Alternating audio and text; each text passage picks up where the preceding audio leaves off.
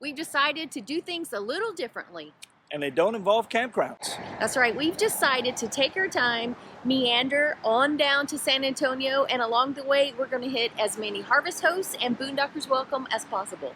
And I'm sure you guys had already figured that out. We do like our Harvest Hosts. So the first place we stopped, we stayed overnight last night, was at a winery and craft beer joint. And really I think it's optimal during the spring and summertime when it's not so cold, because they usually have a ton of people out playing in the yard. It was nice. We met with the owner. It's a little mom and pop spot, and we slept like a rock, which is the most important thing. I'm telling you, last night the temps dipped down into the low 40s. Slept great. And instead of going just due south, we're actually going to head west and curve around. So today we'll be headed toward Fredericksburg. Here we go.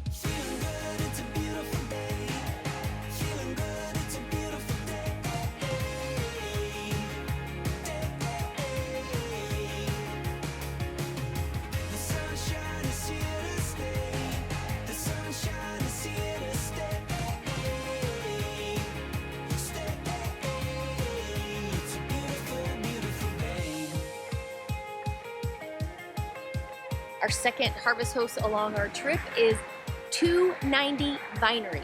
Yeah, and it was a really good stop. They had really good wine. I'm not a wine guy, but what I tasted of Stacy's was pretty good.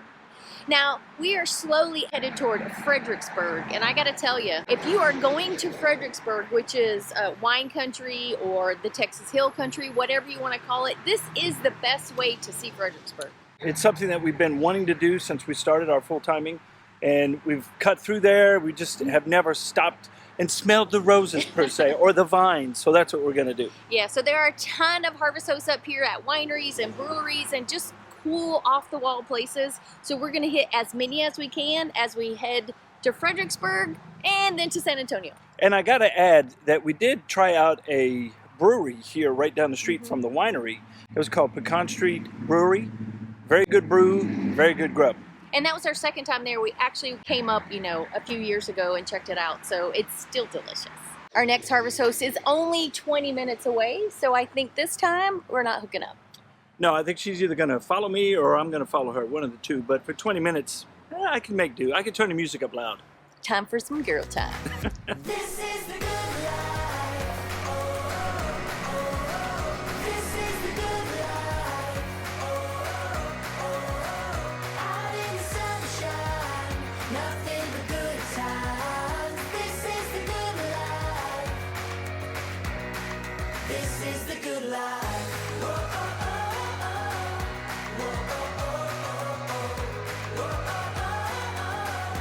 The first thing we usually do when we pull into a Harvest Host is to go check in, let them know we're here, and make sure we're parked where they want us to park. We don't want to take up any space in their parking lot, so we always go in and make sure we are good. We are all good, and this location doesn't have food, but they do have a charcuterie board, which will make Phil very happy, because as you guys know, he's not much of a wine drinker, but he is a very good eater.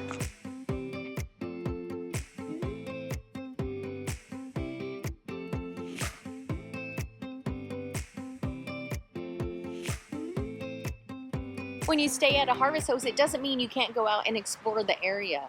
Right, we parked about 9 miles down the road and we took off checking out the local area. Pretty cool. So we were at High Market, which actually is a very tiny old post office that was built in 1905, and apparently Lyndon B. Johnson mailed his very first letter at age 4 from this post office. Who knew?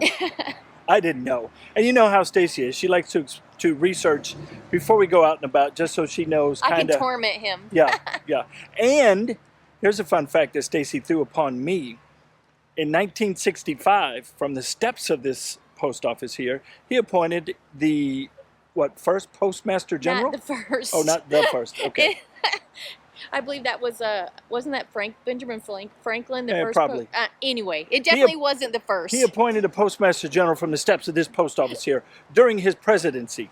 There we go. That's what I meant to say. And if you come to this area, there is a lot to do here other than eating and drinking wine. Lyndon B. Johnson does have a state park here. That's really cool. It's one of those living museum kind of places. And the best place to come is Enchanted Rock State Park, where you can hike up this huge rock, which we won't be doing this time because Phil's knee will not allow it. Yeah, but we have done it, and it is pretty cool. It's I can very vouch cool. for that. Yeah. Ton of trails at that park. It's really cool.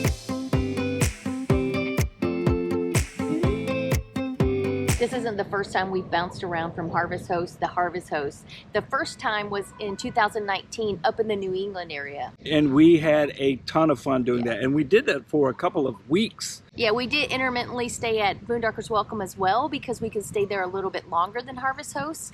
But we were hanging out with our friends Al and Angie, and we had the best time. The beauty of Harvest Hosts is they can be an overnight as well as an actual destination. Yeah, and above all, it can be a ton of fun, and that's exactly what we had there. Yeah. But don't think Harvest Hosts are all about alcohol, because they have a ton of places that you can stay at, museums and golf courses and Farms. We stayed at a farm.